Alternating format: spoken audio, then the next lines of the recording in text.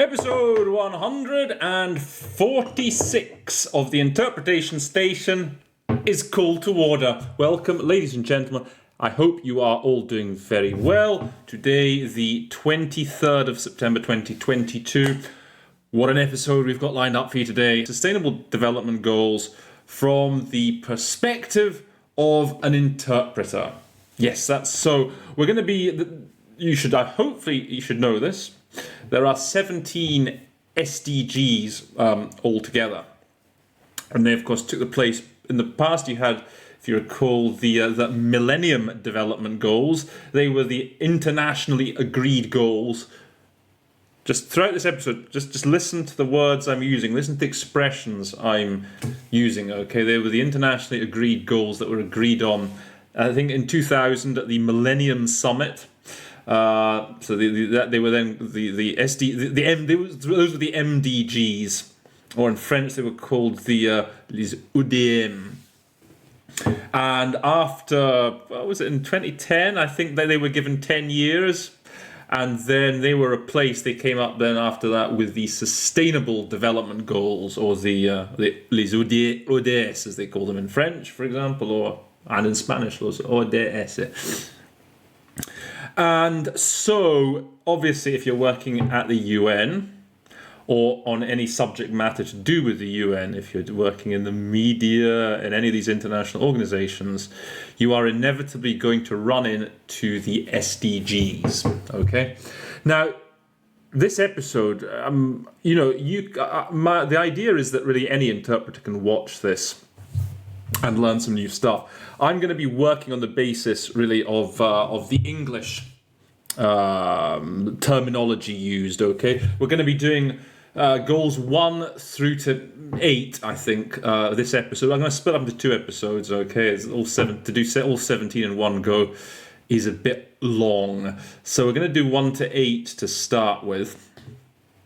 And I'm going to be looking at the goals themselves, the targets, and the indicators, and we're going to be following it through the web page of the Sustainable Development Goals. So, as I say, if now these Sustainable Development Goals, this is the kind of thing that has been translated into probably every language around the world. So, my idea is that if you have got whatever your language combination may be, the translation of those goals, indicators, etc. into your own language, you can follow along this episode and you can hopefully learn something. You can find out what the key English expressions to know are. I'm going to be focusing, as usual, on the sort of set expressions, the jargon, the acronyms that are used, some of the more curious words that are used in English. I mean, there are some things in there that, from an native English speaker point of view, I'm like, ooh, what's that word mean? How does that work then? So hopefully I will be able to shed light on all that for you. So off you go. Go and find a copy of the SDGs in your own language. And as I go through it, I'll be making cross-references periodically, probably to the French and the Spanish, maybe a bit to the Russian, just as you go along, maybe even to the Arabic, I don't know. Certainly it's the French speakers, Spanish speakers focus, at least the meetings, in my 13 years of experience at the UN, the French speakers, Spanish speakers focus a lot on the SDGs. In Latin America, it's a big thing, Africa. The Russians less so, that seems less of a priority for Russians. But either way, so I'll be highlighting those words sometimes that give me problems with the other language, some of the expressions, and I will be learning myself as I do this. Now, like I said, I'm going to be using as my sort of starting point the SDGs in English. And the easiest way to do that is I'm going to share the screen with you now. Okay, so the easiest place to start is if you just Google SDGs, okay? And the first link it gives you, the 17 goals, sustainable development. Just seeing here, this is quite an interesting little sentence. The sustainable development goals or global goals are a collection of 17 interlinked global goals designed to be a shared blueprint for peace and prosperity for people and the planet now and into the future. The SDGs were set up in 2015, so I stand corrected. It wasn't 2010, it was 2015, by the UN General Assembly and are intended to be achieved by 2030. There's the mission statement. That's interesting. A shared blueprint for peace and prosperity for people and the planet now and into the future. So anyway, the way we're going to do it is, okay, if you click here, the 17 Goals Sustainable Development, it takes you to this page here. If you go down here, the 17 goals, this takes you to the 17 goals.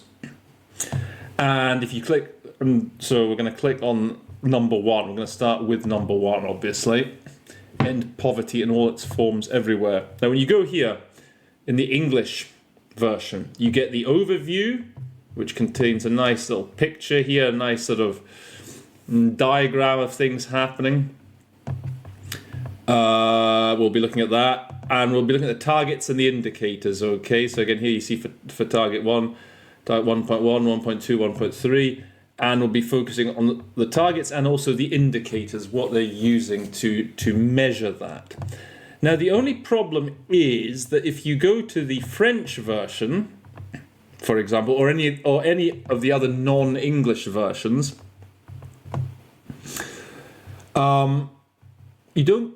it's not quite a like-for-like reproduction. So here you will see, this is the original diagram, okay? If you compare it to the English one, see the English one has been updated, and it includes, for example, well, here you can see more than 4 years of progress against poverty has been erased. Working poverty rate rose for the first time. Okay, they talk about Ukraine, impacts of war in Ukraine further derail progress. When I go back to the French one, you see that there is none of that. That's the French page hasn't been updated, and nor have any of the other non-English pages. What's more, when you go to the French pages, the Spanish pages, you only get the overview. They don't seem to give you, at least not that I found, the targets and the indicators, which is a bit of a nuisance. However, if you go, I found this, if you go to this page, www.un.org/sustainable-development/FR/poverty, and here, okay, you have it set out slightly differently, okay, but if I click on goal number 1, objectif numéro 1, ending poverty.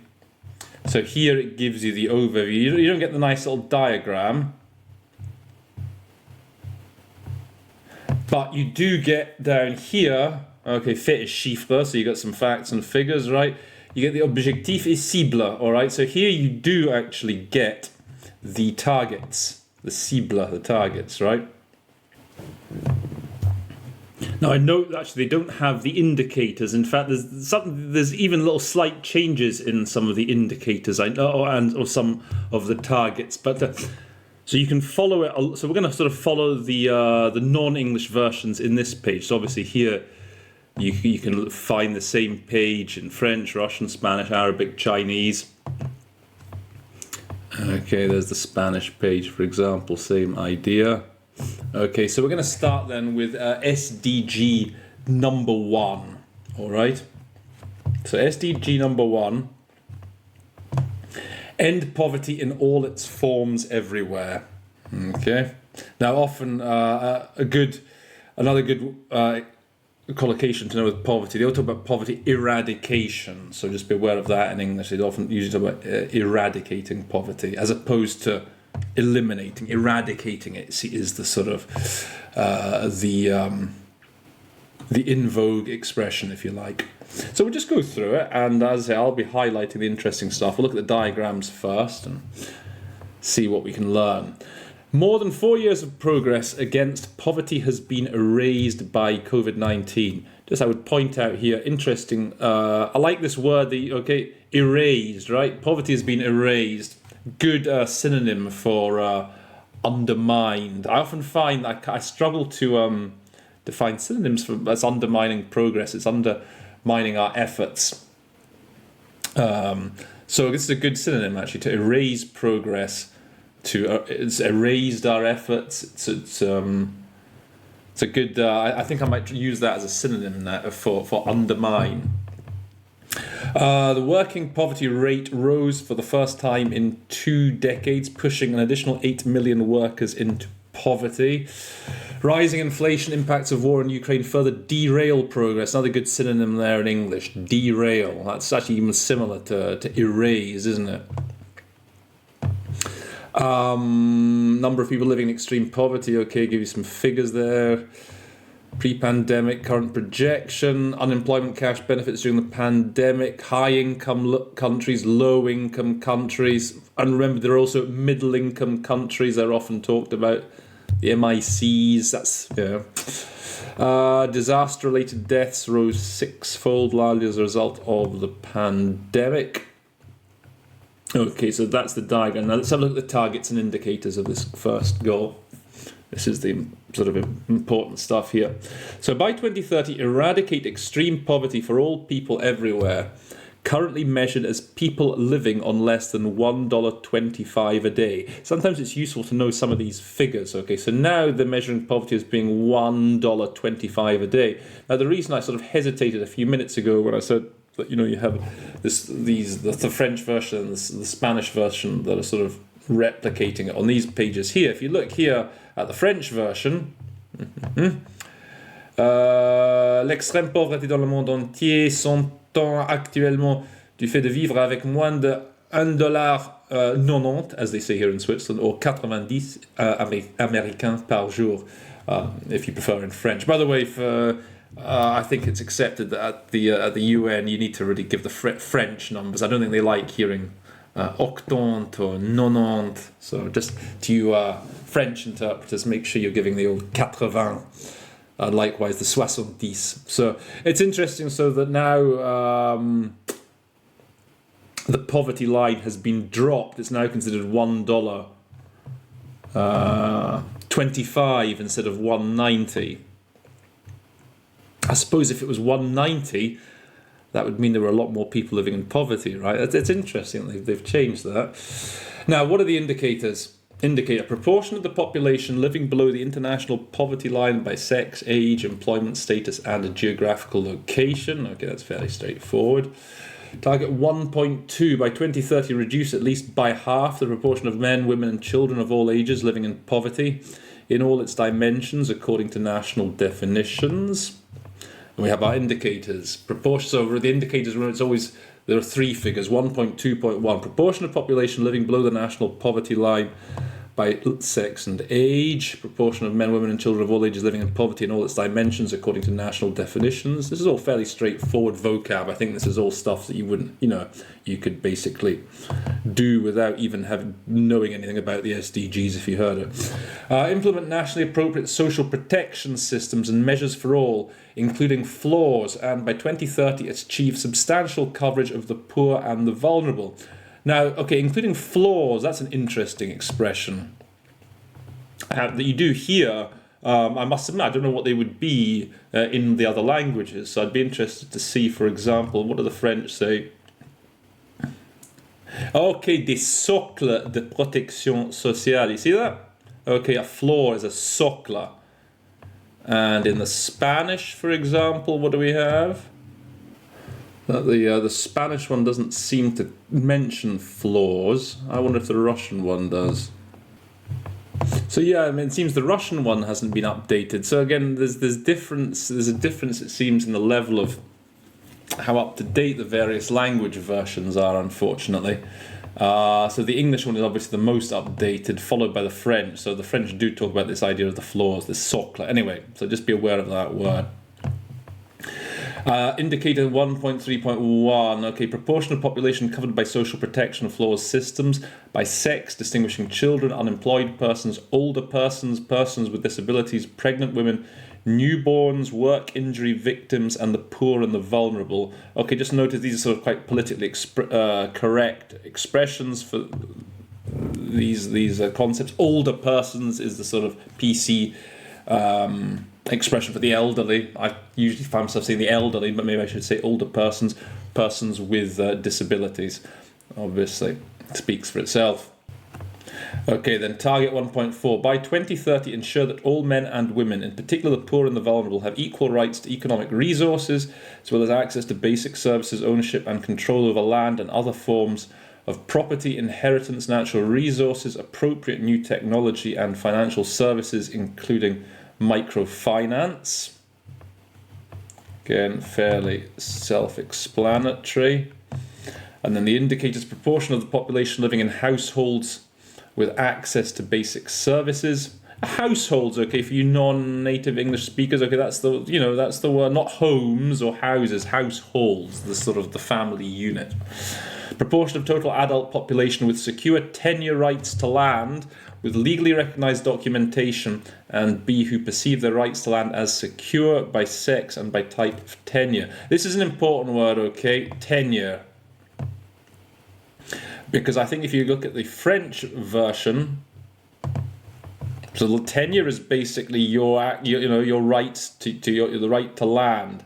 Okay, à la propriété foncière. When you hear that word, this is especially, I guess, for my fellow English natives. Whenever you hear anything to do foncière, it's to do with land. Land tenure is the expression you really want to be looking for here. So remember that one. Foncière. And for interpreters for other languages, that's the word in English. You want tenure. Target 1.5. By 2030, build the resilience of the poor and those in vulnerable situations and reduce their exposure and vulnerability to climate-related extreme events and other economic, social and environmental shocks and disasters. This is a sort of bit of a buzzword at the UN, the idea of a resilience. Suspect that in this, okay, résilience, la resiliencia.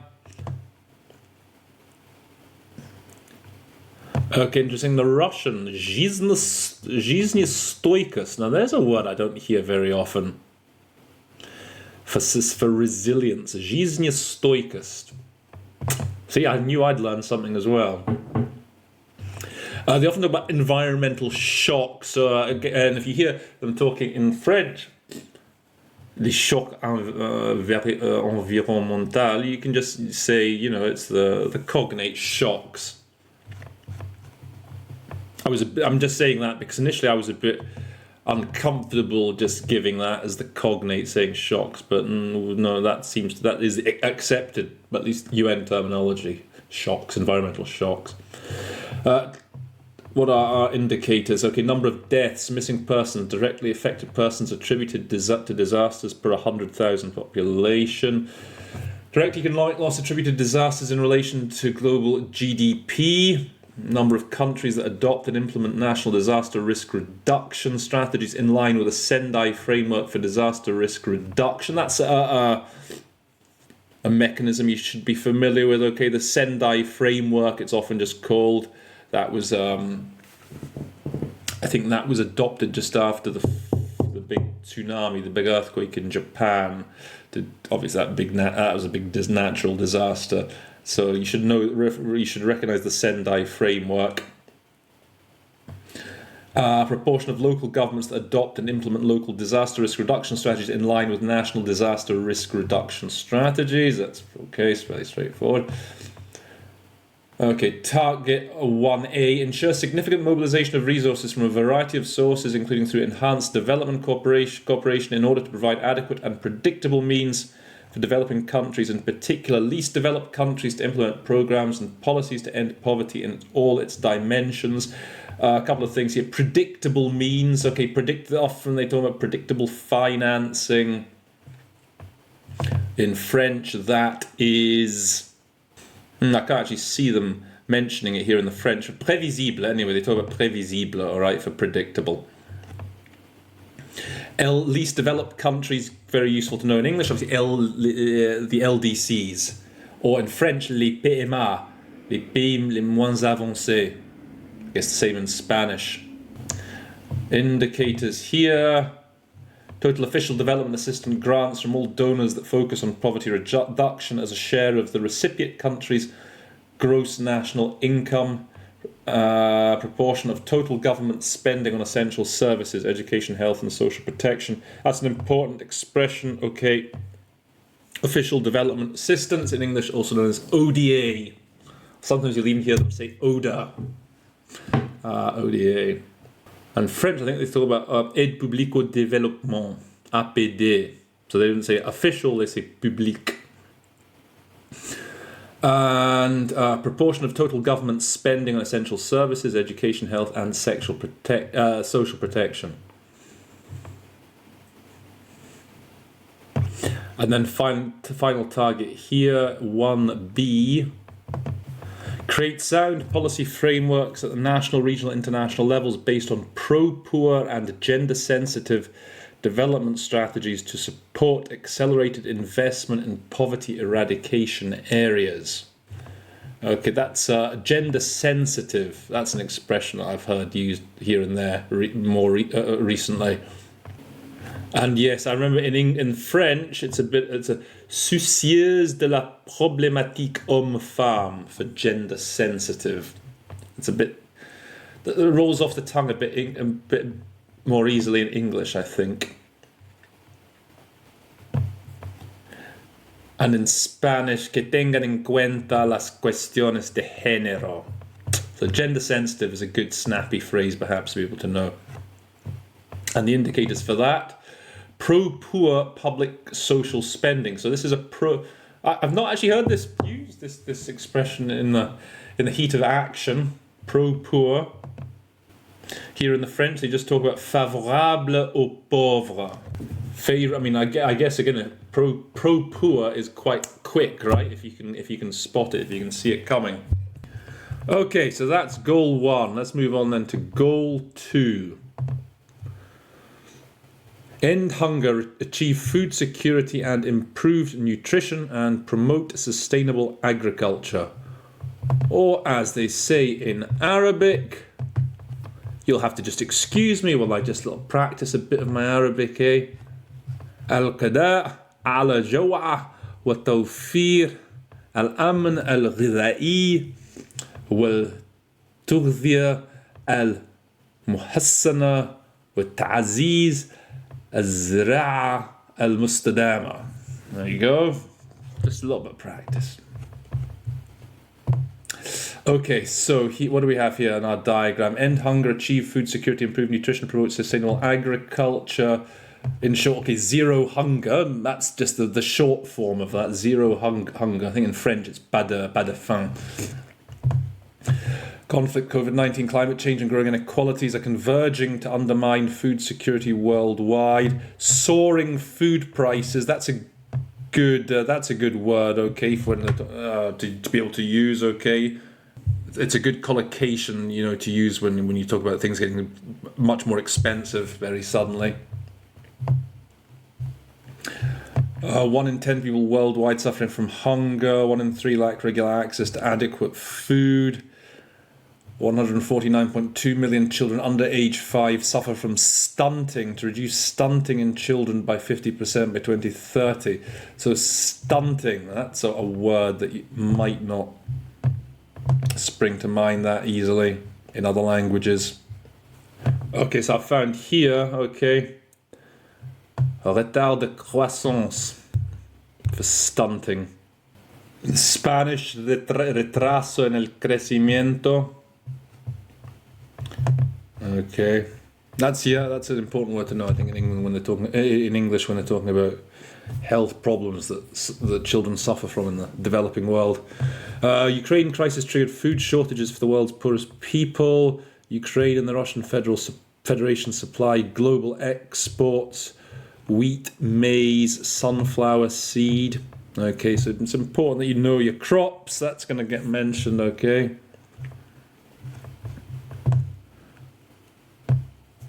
Especially these most important grains, right? These are the most important crops, probably wheat and maize, certainly. So let's have a look at the targets and indicators then. Okay, target. By the way, what I'll probably do for this one is I'll probably come up with a vocabulary sheet for the most important words that I've come across in this episode, so that you can look them up you can peruse them at your leisure. So I'll probably attach that in the description box below. You might got to make sure to do it. You got to. If I forget to do it, you've got to write comments. Say, "Oh, Roland, where's that vocabulary sheet you're going to give me?" I've got to make sure I follow through with that. By 2030, end hunger and ensure access by all people, in particular the poor and people in vulnerable situations, including infants, to safe, nutritious and sufficient food all year round. Prevalence of undernourishment. Prevalence of moderate or severe food insecurity in the population based on the food insecurity experience scale. It's interesting to see prevalence of undernourishment. Yeah, I see here that they talk sous-alimenté, sous-alimentation, then for undernourishment. In French, at least. By 2030, end all forms of malnutrition, including achieving by 2025 the internationally agreed targets on stunting and wasting in children under 5 years of age, and address the nutritional needs of adolescent girls, pregnant and lactating women, and older persons. Okay, so I've seen here in the French game malnutrition. So undernourishment is obviously slightly different from malnutrition. I think malnutrition I think undernourishment is if you're not eating enough. Malnutrition is you may be eating enough, but maybe it's really bad food. So just note that little difference. Again, if you're ever doing the treaty bodies and you're going to talk about women's health, okay, femmes enceintes et allaitantes, okay, so in English that is lactating women, okay, it's important to know. Older persons.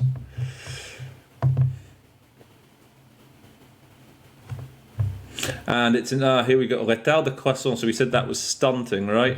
And then l'émaciation, I mean, okay, we know there is a word emaciation in English, but it seems that in English the sort of expression is wasting, all right?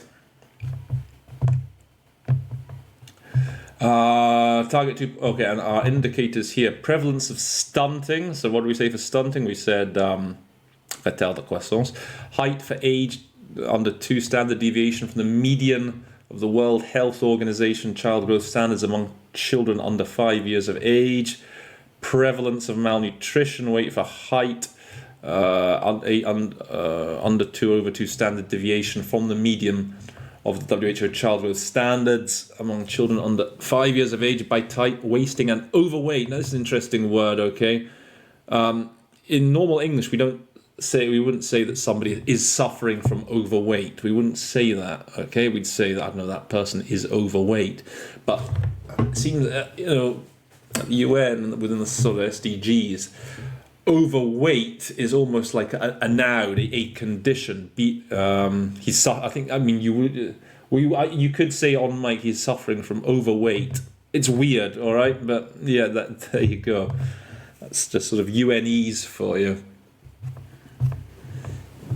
I think in Spanish, for example, they talk about sobrepeso. Anyway, overweight. Prevalence of anemia in women aged 15 to 49 years by pregnancy status. All right. Target 2.3. By 2030, double the agricultural productivity and incomes of small-scale food producers, in particular women, indigenous peoples, family farmers, pastoralists and fishers, including through secure and equal access to land, other productive resources and inputs, knowledge, financial services, markets and opportunities for value addition, non-farm employment. Some of these expressions, small-scale farm producers. Okay, petit producteur alimentaire. Okay, small-scale farm producers. And then, okay, indigenous people, that speaks of family farmers. It's interesting to see in the French, what do they say? Okay, les exploitants familiaux. Okay, exploitants, so they're just talking about farmers, right? Don't say exploiters or something in English, by the way. Don't use that. That doesn't sound right. Pastoralists and fishers.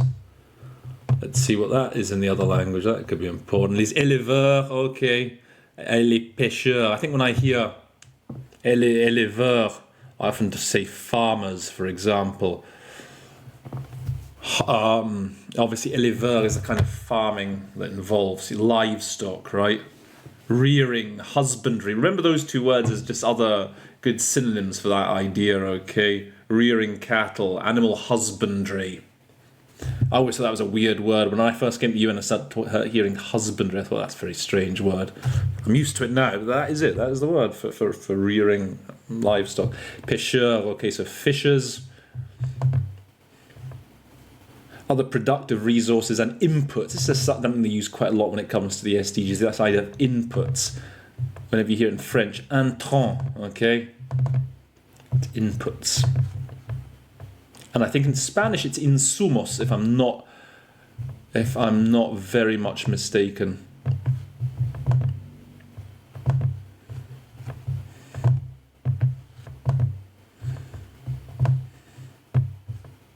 Okay.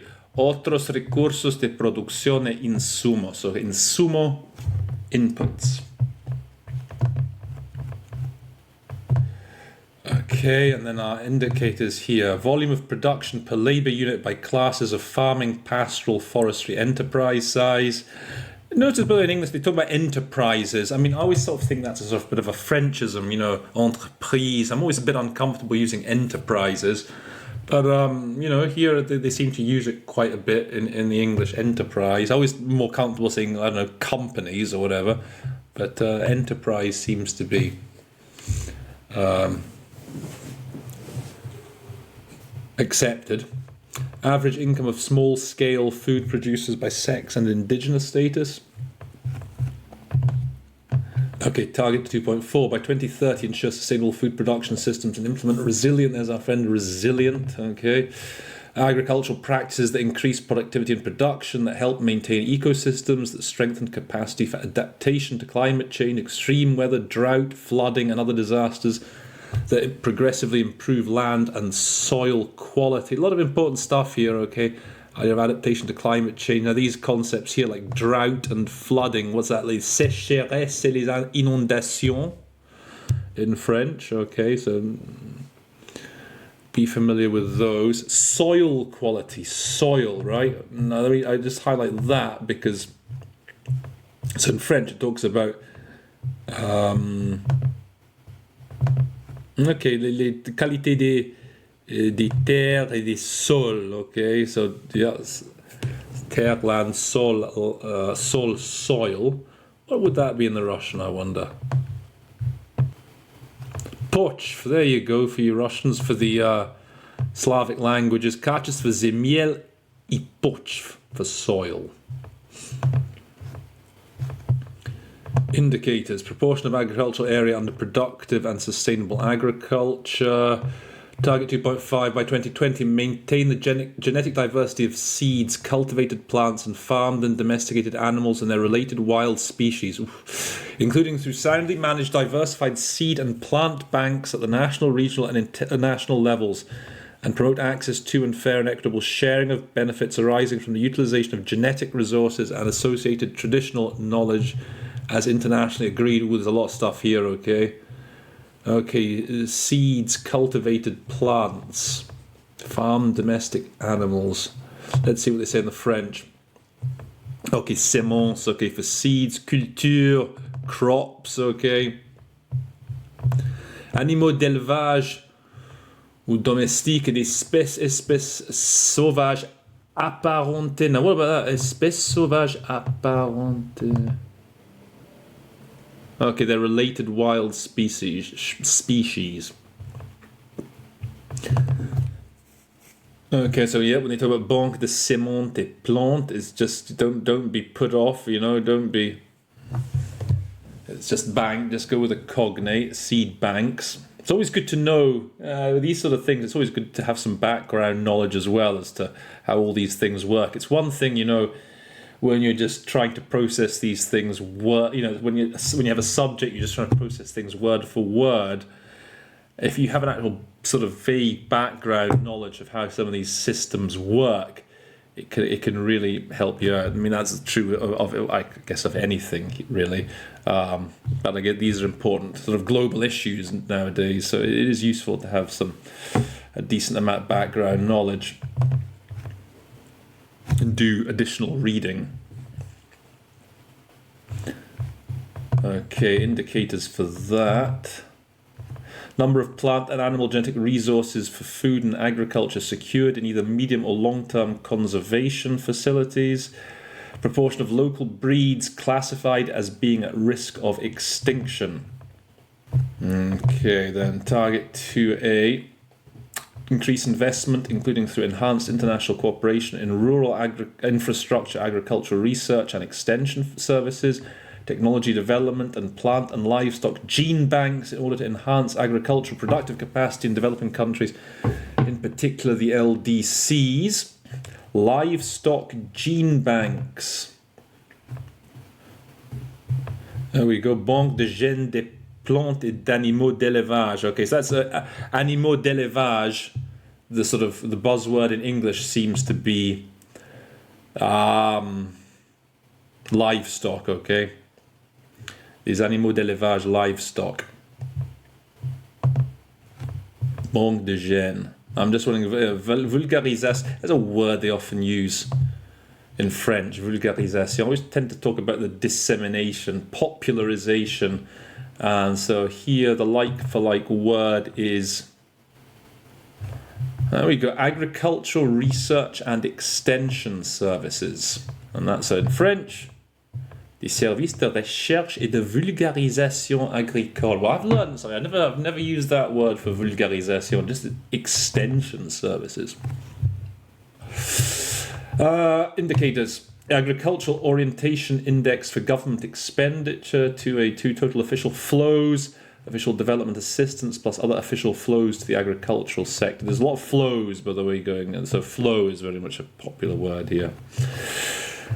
Target 2.B. Correct and prevent trade restrictions and distortions in world agricultural markets, including through the parallel elimination of all forms of agricultural export subsidies and all export measures with equivalent effect in accordance with the mandate of the Doha Development Round. This is a important issue. Elimination of agricultural subsidies. These are sort of unilateral measures states take, I guess, to protect their own export industries. The Doha Development Round, that's a mechanism that's often quoted in any meeting on the SDGs. Our indicators, agricultural export subsidies, okay. Target 2.C, adopt measures to ensure the proper functioning of food commodity markets and their derivatives, facilitate timely access to market information, including on food reserves, in order to help limit extreme food price volatility. Food commodity markets. I'm thinking that's going to probably be denrées. Okay, for le bon fonctionnement des marchés de denrées alimentaires. So if you hear that in one of your other languages, something similar, it's pretty similar in Spanish, right? Mercados de productos básicos alimentarios. Okay, productos básicos, they just say in Spanish. So food commodities, okay. Food price volatility, that's again something they will again talk about a lot. I think that's just going to be the same. Volatilité des prix, volatilidad, okay. And the indicators there, indicator of food price anomalies. Okay, that's number 2. Let's go to goal number 3, SDG 3. Ensure healthy lives and promote well-being for all at all ages. Here's our diagram. COVID-19 is threatening decades of progress in global health. Lots of collocations we're getting here, aren't it, with progress. Erasing progress, derailing progress, threatening progress. Infected more than 500 million people worldwide, led to 50 million deaths, disrupted essential health services, halted progress on universal health coverage. Global life expectancy down, immunization coverage, prevalence of anxiety, depression. Prevalence, again, a word that they use a lot. I think that's more or less cognate. You use the cognate in most languages. Deaths from tuberculosis and malaria. Okay, here it's going to be important to know your equivalent, some of your illnesses, okay, in the other languages, like malaria, okay, la paludisme. Children missed basic vaccines in 2020. Pandemic claimed the lives of frontline health workers. Tuberculosis deaths rise. Okay. Let's get targets and indicators. So these ones are really important ones, these early ones. That's why I'm going to be spending more time on these earlier ones. Poverty, food, health. Okay, some important stuff here. So target 1, by 2030, reduce the global mortality ratio to less than 70 per 100,000 live births. Now, the important thing to note here is, okay, let's see what the indicators are. Maternal mortality ratio, proportion of births attended by skilled health personnel. The figures are important here, okay? Whenever they talk about maternal mortality, it's always measured on 100,000 live births. That's the number. You know, because for example, at these treaty bodies that I do, you'll have these health ministers coming and saying how great the health system is, and they'll reel off loads of statistics. And if it's like health stuff, they'll be reading off the statistics when it comes to the most two important things are maternal mortality and infant mortality. So with maternal mortality, the measure is always 100,000 births, live births. Skilled health personnel. Let's see what that is in French. That's an important sort of little...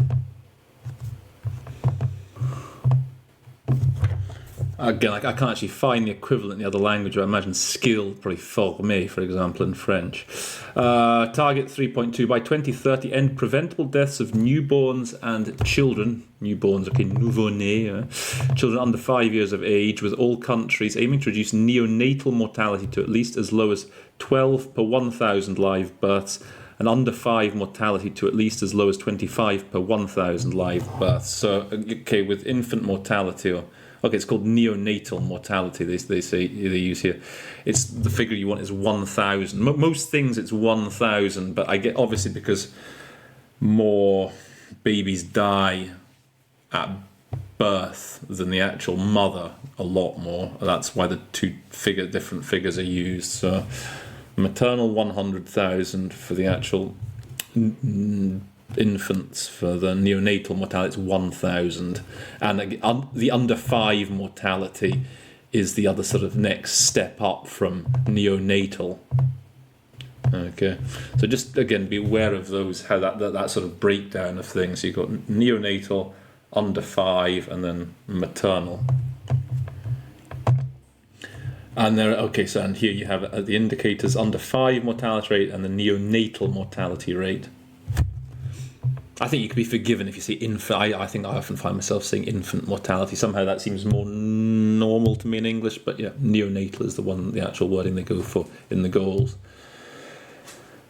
Target 3.3, by 2030, end the epidemics. Here come the diseases, right? AIDS, tuberculosis, malaria, and neglected tropical diseases, and combat hepatitis, waterborne diseases, and other communicable diseases. Okay, learn these, all right? These can be very important. If you get into a meeting on health and things, you really want to know this stuff. So, yeah, in French, sida, tuberculose, paludisme, maladie tropicale négligée. So we said that. What was the maladie tropicale négligée in English? Was it neglected tropical diseases? Yep. Waterborne diseases. That's again important wording to know. Les maladies transmises par l'eau. Waterborne diseases. And this is important, communicable diseases as opposed to non-communicable diseases. In French, non transmissible. So we don't say we don't talk about, it's funny, I always used to, talk about when you were younger, so you talk about sexually transmissible diseases, but it seems that the in expression these days is communicable. So you have communicable diseases and non-communicable diseases. You'll hear those referred to as NCDs. But just remember that when you hear it in French, autre maladie transmissible, the English equivalent is communicable. Indicators: number of new HIV infections per 1,000 uninfected population with sex-age key population. tuberculosis incidents per 100,000, malaria incidents per 1,000, hepatitis B incidents per 100,000, number of people requiring interventions against neglected tropical diseases. Okay, so those figures, those indicators sort of depend, I guess, on how widespread these illnesses are. Okay, target 3.4. By 2030, reduce by 1/3 premature mortality from non-communicable diseases. There we go, the NCDs, through prevention and treatment, and promote mental health and well-being. And the indicators: mortality rate attributed to cardiovascular disease, cancer, diabetes, or chronic respiratory disease, suicide mortality rate. Some of these came up. These are important to know, that might not immediately spring to mind in the other languages. Yeah, I know I ran into cardiovascular disease. I think there was a treaty body some months ago. It was a Russian-speaking delegation. And they started talking about cardiovascular disease. I can't quite remember off the top of my head what the Russian equivalent was. Okay, target 3.5. Strengthen prevention and treatment of substance abuse, including narcotic drug abuse and harmful use of alcohol. Okay, interestingly, in the French, they call it l'abus de substances psychoactives. That's substance abuse. Substance, they call them substances psychoactives. Didn't know that. Notamment des stupéfiants. Okay, this word use of stupéfiant. This comes up in a lot of different contexts. It comes a lot up in the context of crime. You know, there's the UN Office on Drugs and Crime, and whenever you have a speech sort of from there, they'll often talk about trying to prevent the sale, whatever, smuggling of stupéfiants. It just means drugs, essentially. Narcotic drug abuse. So I mean, yeah, maybe the official expression is narcotic drugs. I think you know lots of different delegations. The Russians talk about. I remember they talk about Afghanistan preventing the smuggling of drugs, narcotic drugs out of Afghanistan. So make sure you're familiar with stupéfiant. At the very least, say drugs, and if you want even better, narcotic drugs. Coverage of treatment interventions, pharmacological, psychosocial rehabilitation, aftercare services for substance use disorders.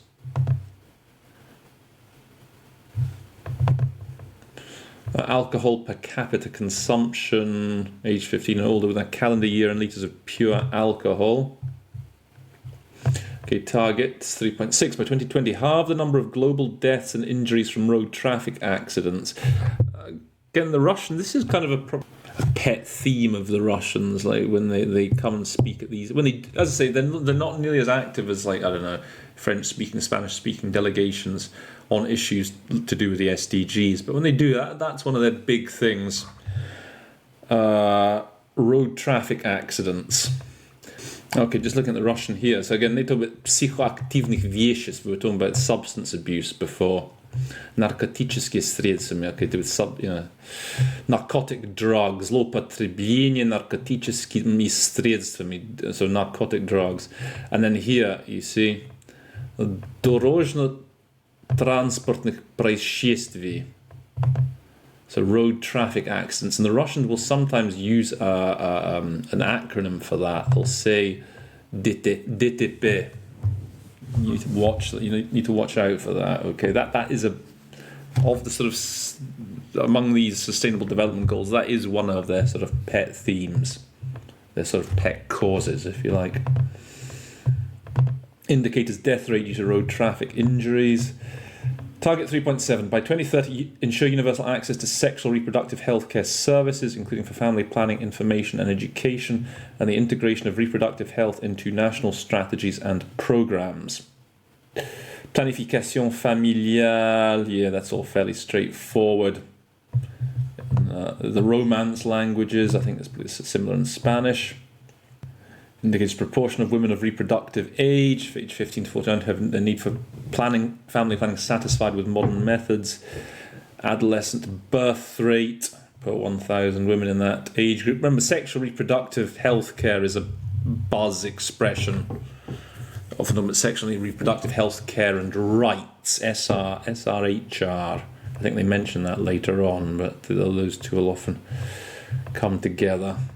Yeah, in French it's about santé procréative. It's interesting, in the French, santé sexuelle et procréative. So that's not sexual and procreational healthcare, it's sexual and reproductive healthcare. And in the Spanish,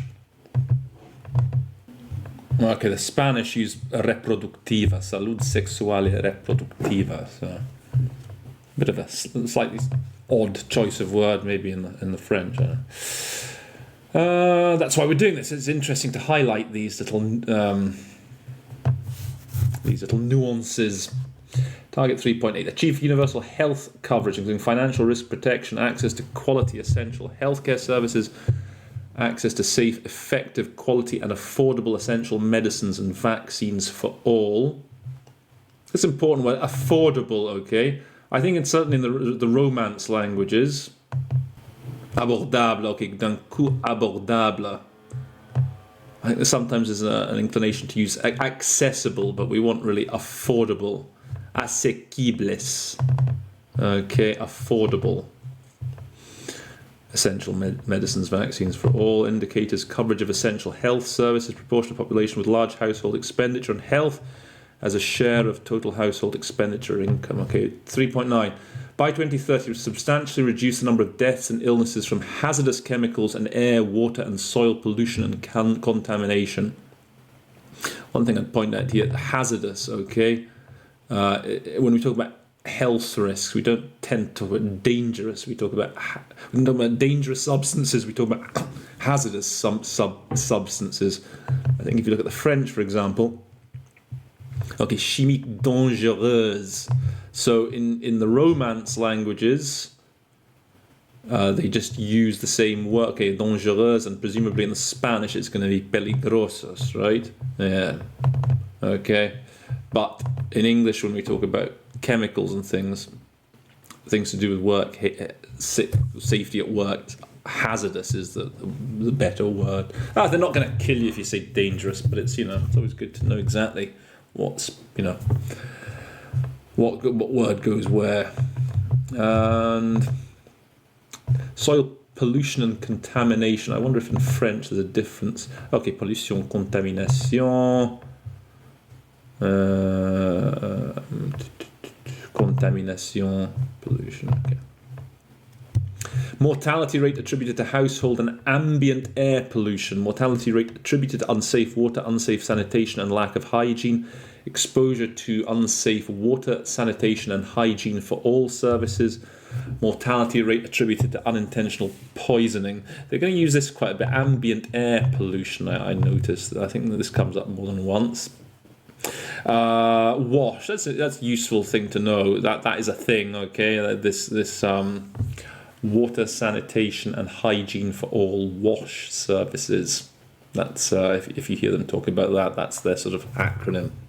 Okay, target 3.A: strengthen the implementation of the World Health Organization framework to convention on tobacco control in all countries as appropriate. I think the Russians sometimes talk about that, tobacco control. Again, this is often the Russians are big at the UNODC, Office on Drugs and Crime, so some of that vocab spills over either way into SDGs. Age standardized prevalence of current tobacco use among persons aged 15 years and older.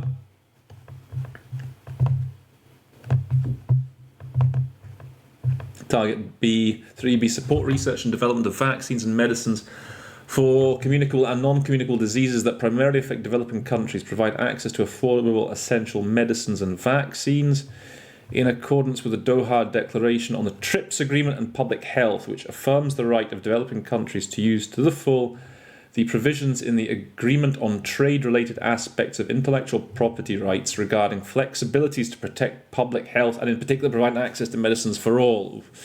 It's a mouthful. This is important. Okay, the Doha Declaration, the TRIPS. So the TRIPS, that's what it stands for, right? Trade-related aspects of intellectual property rights. So just be familiar with that. And know that you'll often just hear trips. It's one of those things you won't even hear it often given the full name first. Or just the speaker will assume that everyone who's in the room will just know what the trips are. So, and in the French, for example, that is okay. Here we go. La déclaration, blah blah blah. L'ADPIC. ADPIC. I think I have heard that. I think I've heard that in French, and I've been like, "What the fuck's that?" ADPIC. So, accord sur les aspects des droits de propriété intellectuelle. There you go.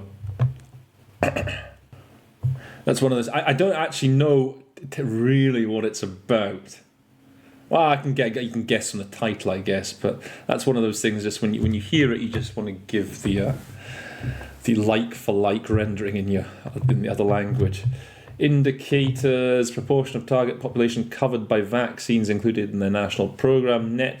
Total net official development assistance to medical research and basic health sectors. Proportion of health facilities that have a core set of relevant essential medicines available and affordable on a sustainable basis. Okay, remember ODA, official development assistance. 3C, substantially increase health financing and the recruitment, development, training and retention of the health workforce in developing countries, especially in the LDCs and the small island developing states. Another important acronym to know there's the SIDS. So you hear about talk about the SIDS, okay? Which in other languages, that's it. Les petits États insulaires en développement, les pays. I think you sometimes hear them referred to as the PIDS. So the LDCs and the SIDS. Indicator health worker density and distribution. Target 3D, strengthen the capacity of all countries, in particular developing countries, for early warning, risk reduction and management of national and global health risks. Fairly straightforward. International health regulations, capacity and health emergency preparedness. That's an important concept in English, preparedness, okay. It sounds a bit of I don't know if it's something I'd use in everyday speech, but that's very much, it's one of these UN words, preparedness. Percentage of bloodstream infections due to selected antimicrobial resistant organisms. Oof, that's a tricky one.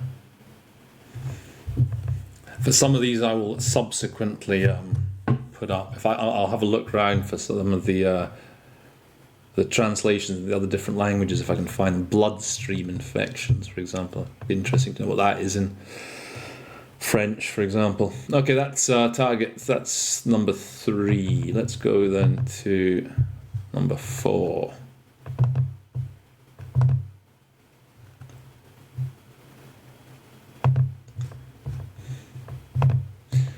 Goal 4, ensure inclusive and equitable quality education and promote lifelong learning opportunities for all. And which in French,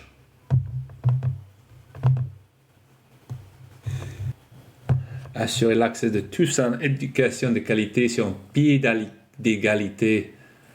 Promouvoir les possibilités d'apprentissage tout au long de la vie. Okay, apprentissage, that's a useful word to be able to just, you'll hear that quite a bit, so it's good to know, just learning, essentially, is what it is.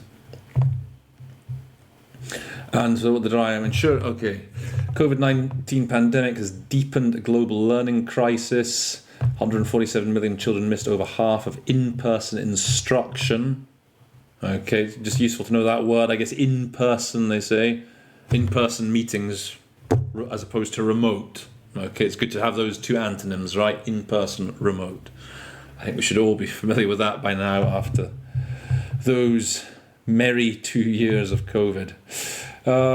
24 million learners pre-primary to university level may never return to school. Education is a lifeline for children in crises. Entrenched inequities in education have only worsened during the pandemic. That's maybe a useful expression to have, entrenched inequities. Remote learning has offered to 3 million Ukrainian children in the chaos of war. Many countries are improving school infrastructure as classrooms reopen globally. Primary schools, Lack electricity, drinking water, basic sanitation. 50% lack computers, internet access. You'll notice, I think here they talk about, this is really for the Americans, perhaps American English speakers among you. They tend to use the sort of British terminology. Okay, primary school, secondary school. I think, but I think you're also fine. I know if you want to say elementary or middle school, I think it's fine.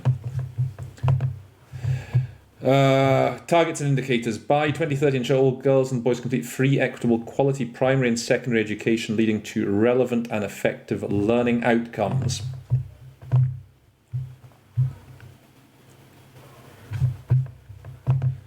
It's fairly straightforward. Proportion of children and young people in grades 2 and 3 at the end of primary and at the end of lower secondary achieving at least minimum proficiency level in reading and mathematics by sex. Completion rate. Completion rate is a sort of maybe a good expression to know. Just, kids that get through, school, primary education, lower secondary education, upper secondary education. I guess completion as opposed to dropout. So that's the opposite, isn't it?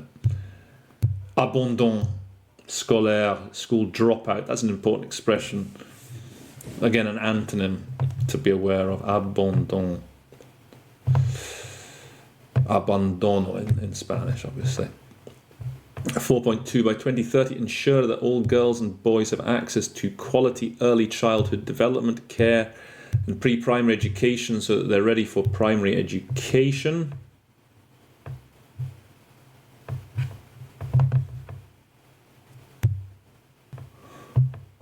Yeah, in French, they were éducation préscolaire. I think I usually just say preschool education. I think that's acceptable. Educación preescolar. So, yeah, I don't think you say pre-primary, preschool. Indicators proportion of children aged 24 to 59 months who are developmentally on track in health, learning, psychosocial well-being by sex, participation rate in organised learning 1 year before the official primary entry age. Target 4.3, by 2030, ensure equal access for all women and men to affordable and quality technical, vocational and tertiary education, including university. There's our affordable again, just abordable, right? And I think these are just cognates in the other languages, mainly technical, vocational, tertiary. Indicators participation rate of youth and adults in formal and non-formal education and training in the previous 12 months by sex. Target 4.4. By 2030, substantially increase the number of youth and adults who have relevant skills, including technical and vocational skills for employment, decent jobs and entrepreneurship. These are two important concepts. Okay, decent jobs, often, there should be a right that people should have decent jobs, and entrepreneurship. So, because again, in French, for example, travail décent et l'entrepreneuriat. So again, feel free when you hear it in French, for example, to say just say entrepreneurship. Spanish, emprendimiento, okay, entrepreneurship. Russian, достойной работы, предпринимательской деятельности. So that you can just those two words can just be synthesized down into entrepreneurship. Indicators proportion of youth and adults with information communication technology skills by type of skill. That's an important acronym, right? ICTs makes your life a lot easier if you just say ICTs. Everyone recognizes that acronym. Target 4.5, by 2030, eliminate gender disparities in education, ensure equal access to all levels of education and vocational training for the vulnerable, including persons with disabilities, indigenous peoples, and children in vulnerable situations. A couple of interesting vocab things. Gender disparity. So something, often, like in French, you'll hear they just say inégalité, éliminer les inégalités, right here. In the Spanish, there's disparidades. So you can say disparities as well. So in English, they use here disparities, inequalities. Vocational training. In the French, formation professionnelle, as opposed to vocationnel. So there you go. Again, I'm sure if you just said professional training, there'd be no problem. But if you, as I say, if you really want to take your interpreting to the next level into English, there you go. Vocational. And what do they say in Spanish? Again, formación profesional. So yeah, we do talk about vocational training. And the indicators: parity indices, female, male, rural, urban, bottom, top, wealth, quintile.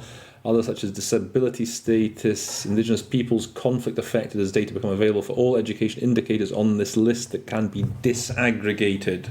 I would just say here, okay, disaggregated, ventiler, désagrégué in French, right? So good to know those two synonyms, though. Disaggregated data that's that's broken down, you know. I know in French there's a ventiler for broken down.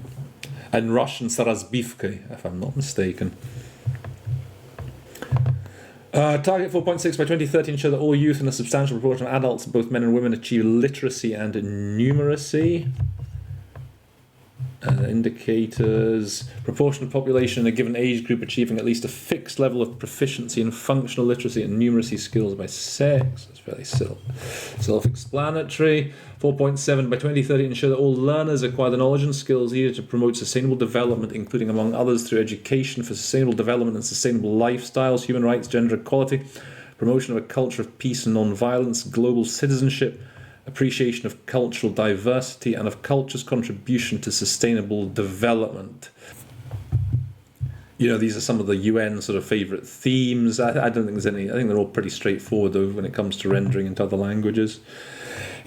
Indicator: extent to which global citizenship, education for sustainable development are mainstreamed in national education policies, curricula, teacher education, and student assessment. I think often for curricula they talk about programme scolaire, I think. 4a, build and upgrade education facilities that are child, disability and gender sensitive and provide safe, non-violent, inclusive and effective learning environments for all. Proportion of schools offering basic services by type of service. Upgrading education facilities, so I guess, you know, that's the ones that already exist but aren't in good condition, so it's interesting just to see what they use in the other languages for that. They don't seem to do it in the French, so adecuar in Spanish I've noticed. Construir, adecuar instalaciones educativas. For adecuar, for upgrade. Often when I hear adecuar I tend to sort of say align when they're talking things more conceptual, but okay, it's interesting that you use adequar for something physical. You can adequar a facility. And here's again our gender sensitive in the French. And then we have target 4b. By 2020, substantially expand globally the number of scholarships available to developing countries, in particular the LDCs, Small Island Developing States, the SIDS, and African countries for enrollment in higher education, including vocational training and information and communications technology, technical engineering and scientific programs, in developed countries and other developing countries. Scholarships, it's good to know those in other languages, right? Des bourses d'études, okay, for scholarships. We have our acronyms again, the LDCs, the SIDS, enrollment. That's again an important concept to be familiar with. Interesting, yeah, in the French, le suivi d'études supérieures, enrollment. In the Spanish, what do they give? Matricularse, for enrollment. Since we're at it, what do the Russians say? Stipendii for grants. Получение высшего образования. That's how they express the idea of enrollment. Indicators. Volume of ODA flows for scholarships by sector and type of study. And the final target, by 2030, substantially increase the supply of qualified teachers, including through international cooperation, for teacher training in developing countries, especially the LDCs and small island states. These enseignants qualifiés, okay, nothing too fancy there, just qualified teachers. Indicators, proportion of teachers with the minimum required qualifications by education level. Okay, and we're going to do one more goal, because this is actually taking me longer than I expected. I thought I was going to be able to do half of the 17. I was going to get up to 8, but there's a lot of detail, much more detail than I was expecting. So I've got to go have my lunch. I've got to go to work. I mean, geez, I've got other things to do today. Christ. So we'll do one more. We'll do one more goal, and then I guess I'll probably split. I'll make this. I'll have to do 3 parts as opposed to just the 2 that I was initially planning. Okay, this will be important. Achieve gender equality and empower all women and girls. Or as they say in the language of Voltaire and Descartes, parvenir à l'égalité des sexes et autonomiser toutes les femmes et les filles. Autonomiser, again, for you, maybe you know, you younger fellows, you younger girls and boys who are getting into this, it's an important, you know, concept to be familiar with. Autonomiser, empower, they're the sort of like for like, best like for like solutions. Okay, achieve gender equality, empower all women and girls. It would take 40 years for men and women to be represented equally in national political leadership at the current pace. Women accounted for 39% of total employment in 2019, but 45% of global employment losses in 2020. Women's share in national parliaments. Now, this is very important. Women's share in national parliaments. Again, if you have these treaty bodies where, again, the ministers come from the various countries, and they will all boast about how high their percentage of women is in occupying seats in parliament, occupying, you know, elected posts, national level, municipal levels. So this is, you know, just be prepared for that. More than 1 in 4 women, 15, okay, have been subjected to intimate partner violence at least once in their lifetime. Gender responsive budgeting needs to be strengthened. Let's see, only 57% of women are making their own informed decisions on sexual reproductive health. Get informed decisions, that's a very good collocation.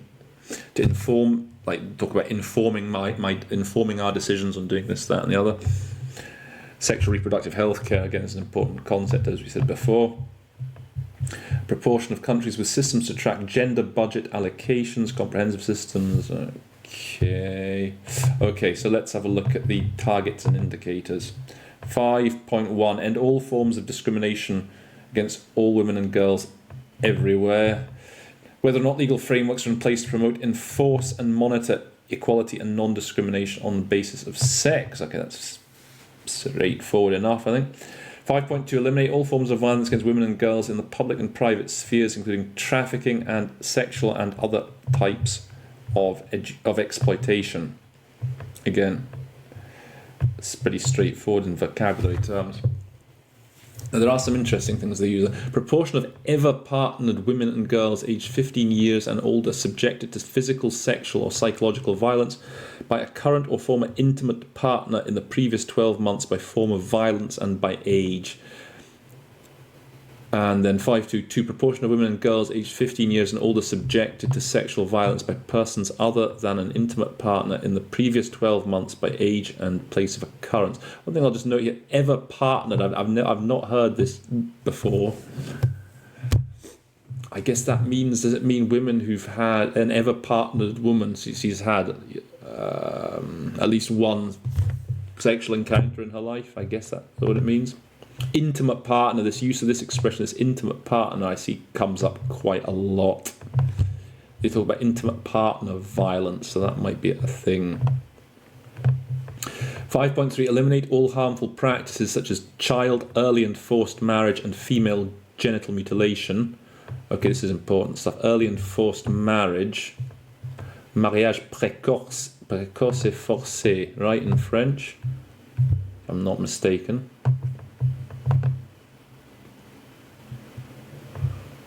Yeah, le mariage précoce ou forcé. Female genital mutilation, FGM, that's an important acronym, mutilation génitale féminine. I know it got me thinking, I know in Russia, I was in one of these committees a couple of months ago, and I think it was one of the stans that were presenting, maybe it was Uzbekistan, and then they have a bit of a problem with early and forced marriage, and they're trying to sort of eradicate it. So it's maybe important to know that vocabulary for you. Russisons. There we go.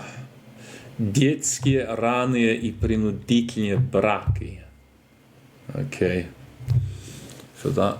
And then for FGM, you don't tend to hear, I guess it's not really a phenomenon in the, much of a phenomenon anyway in Russian-speaking countries. But just since we're here, for FGM, калечащие операции на женских половых органах. So, that's something I've not come across actually, but at least I know it now. Калечащие операции.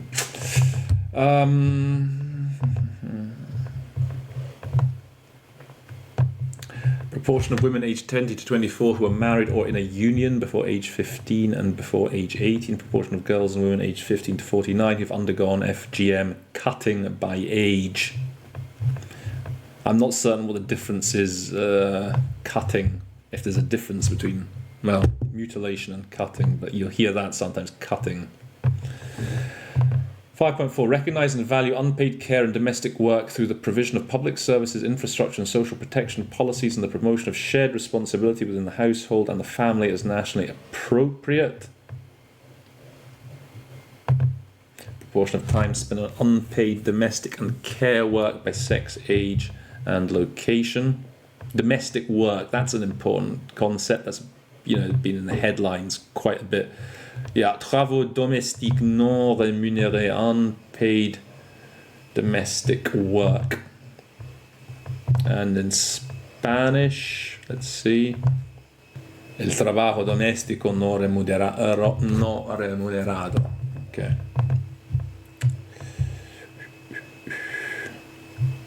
5.5. Ensure women's full and effective participation and equal opportunities for leadership at all levels of decision-making in political, economic and public life. That's like in those treaty bodies, that's something that will be highlighted frequently.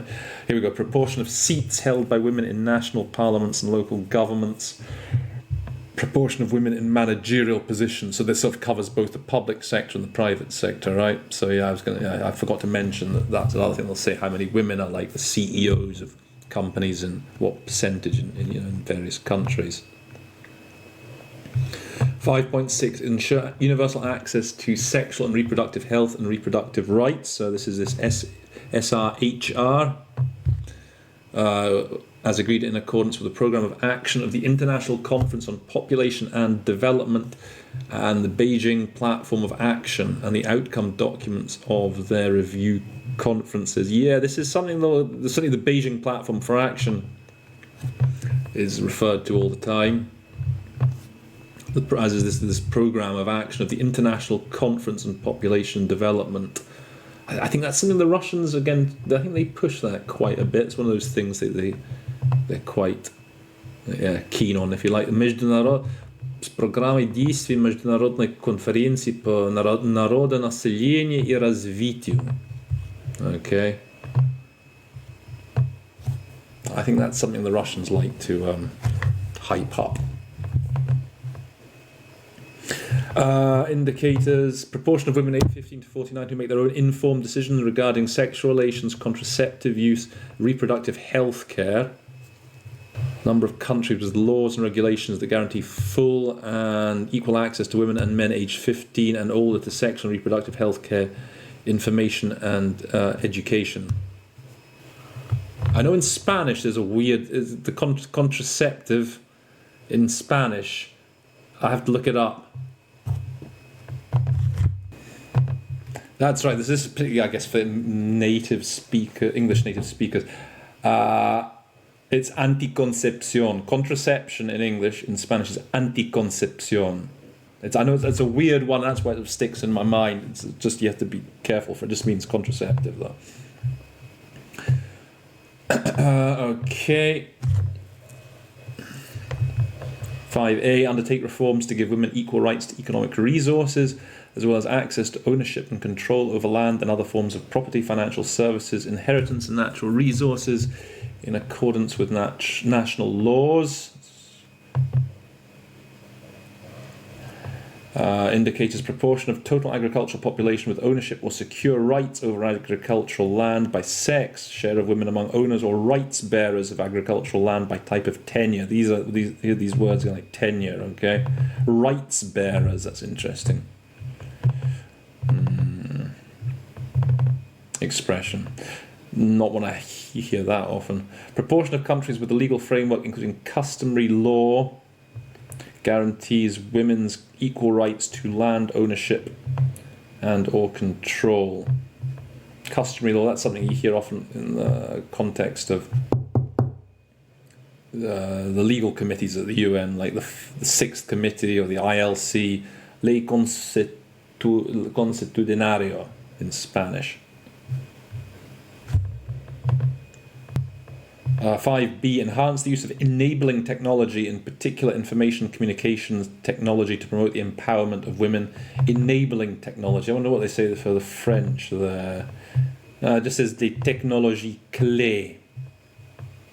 Spanish, tecnología instrumental. They usually talk about enabling environment. So that's another interesting use of the word enabling here with technology. Indicators, proportion of individuals who own a mobile telephone by sex. 5C, finally, adopt and strengthen sound policies and enforceable legislation for the promotion of gender equality and the empowerment of all women and girls at all levels. Enforceable legislation, that's important collocation to know as well. Enforcing laws. What do the French say? Applicable, disposition législative applicable. I suppose it's probably the same in Spanish. Leyes aplicables. Interesting little side note, okay. As I was looking at the Spanish. Políticas acertadas. That's something you hear a lot. And it's like, what's the best way? You know, it's like the right policy. But again, in English, that doesn't sound quite right. And so saying that, strengthen sound policies. That's a good collocation to know, all right? If you hear in the Spanish, políticas acertadas, sound policies. They like sound. Sound is one of those words that you use a lot. Things like sound and robust. Those are favourite UN words. The indicators proportion of countries with systems to track and make public allocations for gender equality and women's empowerment. Okay, so we're going to stop it there for today's episode. As I say, this took a lot longer than I was expecting, so I'm going to probably have to break this up into 3 chunks rather than just 2. Try and do 6 to 11 next time, then 12 to 17. I think the ones, having said the early ones are the really dense ones, like the ones we've done today, so we'll see how it goes.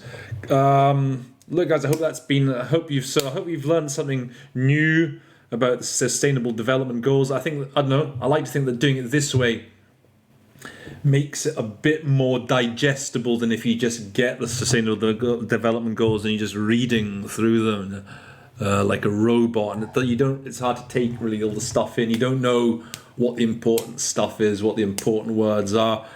Hopefully doing this way makes it slightly more entertaining, and hopefully I'm giving you some good ideas, guiding you more or less in the right direction to be, focusing on to know what to focus on within these goals.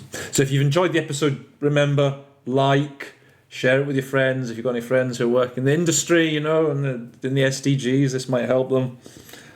We're preparing for exams. I think there are a lot of UN exams, competitive exams coming up, so it might be helpful to watch this.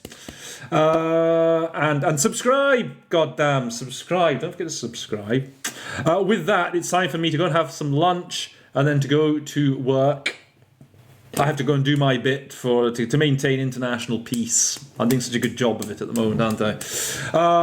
Anyway, so with that, all that remains to be said is that episode 146 of the Interpretation Station stands adjourned.